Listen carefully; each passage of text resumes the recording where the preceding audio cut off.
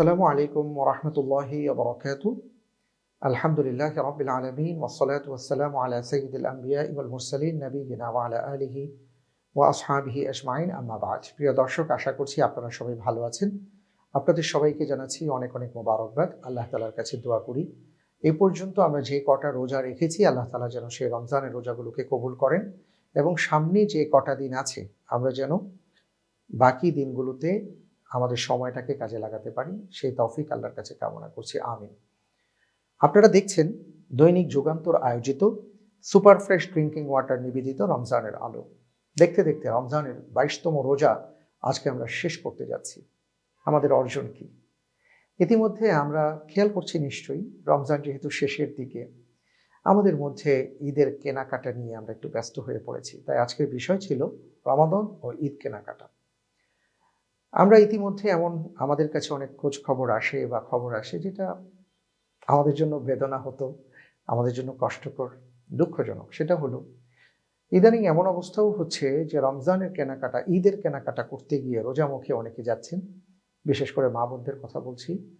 প্রচণ্ড ভিড় বিভিন্ন সুপার শপ মলগুলোতে। মলের ভিড়ে চেরা চাপটা হয়ে ওনারা গরমে সহ্য করতে না পেরে অনেকে রোজা পর্যন্ত ভেঙে ফেলছেন। আমরা কি করছি আসলে? ঈদ কাদের জন্য? রাসূল সাল্লাল্লাহু আলাইহি ওয়াসাল্লাম বলেছেন, ঈদ তো তাদের জন্য যাদের রমজানের সিয়াম সাধনাকে আল্লাহ তাআলা কবুল করেছেন, তাদের জন্য আনন্দ। আমরা যারা পোশাক আশাকের পেছনে ছুটছি, আমরা যারা মনে করছি নতুন জামা পরলেই ঈদ উদযাপন হবে, আমরা ভুলের মধ্যে আছি। হ্যাঁ, আমরা একটা সুন্দর জামা পরব, আমরা ঈদের দিন ঈদের নামাজ পড়তে যাব, সেটা ঠিক আছে, কিন্তু সবকিছু মিলিয়ে কার জন্য আনন্দ এটা ভুলে গেলে চলবে না। আমাদের পরীক্ষার রেজাল্ট যেদিন দেওয়া হয়, আমি হয়তো খুব সেজে গুজে খুব সুন্দর জামা কাপড় পরে গেলাম, খুব হাইফাই ভাবে গেলাম, রেজাল্ট আনতে গিয়ে দেখলাম আমি ফেল করেছি। তাহলে আমার এই সাজসজ্জা, পোশাক আশাক, আমার এই প্রাচুর্য, এটার কি মূল্য আছে? ঠিক এমনি করে কেউ হয়তো সেইভাবে যাননি, কিন্তু তিনি ফার্স্ট হয়েছেন বা ফার্স্ট ক্লাস পেয়েছেন, জিপিএ 5 আমরা যেটা বলি পেয়েছেন, বা তিনি পাশ করেছেন, তিনি তো আনন্দিত। আমি কি বলতে চাচ্ছি প্রিয় দর্শক, আপনারা বুঝতে পারছেন, এবং আমি আমার নিজেকেও নাসিহা করছি। সেটা হলো আমরা যেন ঈদকে কেন্দ্র করে, ঈদের কেনাকাটাকে কেন্দ্র করে আমাদের রমজানের সিয়াম সাধনাকে বিলীন করে না দিই। আমরা যেন ভুলে না যাই যে আমাদের প্রত্যেকের কাছে রমাদান নামক একজন মহান মেহমান এসছেন। তিনি আর মাত্র কয়েকটা দিন আমাদের মাঝে অবস্থান করবেন। তার হাতে এতগুলো উপহার তিনি নিয়ে এসছেন। এই উপহারগুলো তিনি আমাদেরকে দিয়ে যেতে চান, কিন্তু সেটার জন্য যে যোগ্যতা লাগবে, সেই যোগ্যতাটা আমার তৈরি করতে হবে। এখন সেই যোগ্যতাটাকে যদি আমি তৈরি করতে না পারি, তার সামনে যদি আমি যোগ্য হতে না পারি, তাহলে সেই উপহারগুলো তিনি আমাকে দেবেন না। ওই উপহারগুলোর মধ্যে আমার জীবন মরণ প্রশ্ন, ওই উপহারগুলোর মধ্যে আমার সফলতা আছে। ওই উপহার পেলে আমার আর কিছু লাগবে না, এমন অবস্থা। আমি কি করব? আমি কি সেই উপহারের পেছনে ছুটবো, নাকি আমি মার্কেটে ছুটবো? আল্লাহ রাসূল সাল্লাল্লাহু আলাইহি ওয়াসাল্লাম বলেছেন, প্রতিটা রাতে আল্লাহ তাআলা নেমে আসেন। লাইলাতুল কদরের রাত কোন দিকে কবে হয়ে যাবে, আজকেও হয়ে যেতে পারে, আমরা বলতে পারি না, কারণ আমাদের বেজর রজনী সামনে। এখন আমি কি রাতে রাতে মার্কেটে যাব, নাকি আল্লাহ তাআলা যে আমার জন্য জান্নাত সাজিয়েছেন সেই জান্নাতের প্রত্যাশায় ইবাদত করব? আমি কি জান্নাতের জন্য মার্কেটিং করব, নাকি দুনিয়ার ঈদের জন্য মার্কেটিং করে সময় ক্ষেপণ করব? আমি কি সিয়াম সাধনা করে আল্লাহ তাআলা যেভাবে বলেছেন সেইভাবে রোজা করব, নাকি না খেয়ে থেকে ওই যে মার্কেটে গিয়ে আমি আমার সমস্ত রোজা ভুলুণ্ঠিত করে আসবো? প্রিয় দর্শক, এটা আমাদের চিন্তা করতে হবে। ইসলাম নিষেধ করেনি, আমরা কেনাকাটা করতে পারি, কিন্তু সেই কেনাকাটাটা যেন আমাদের গ্রিবের বাইরে, সীমারেখার বাইরে না চলে যায়। আমরা যেভাবে মার্কেটে ঘুরে বেড়াচ্ছি, আমাকে ওই পোশাক কিনতে হবে, সেই পোশাক কিনতে হবে, এবছরে অমুক নায়কের পোশাক, অমুক নায়িকার পোশাক, অথচ আপনি রোজাদার, আপনি পালন করবেন ঈদ, যেটা আপনার জন্য ইবাদত।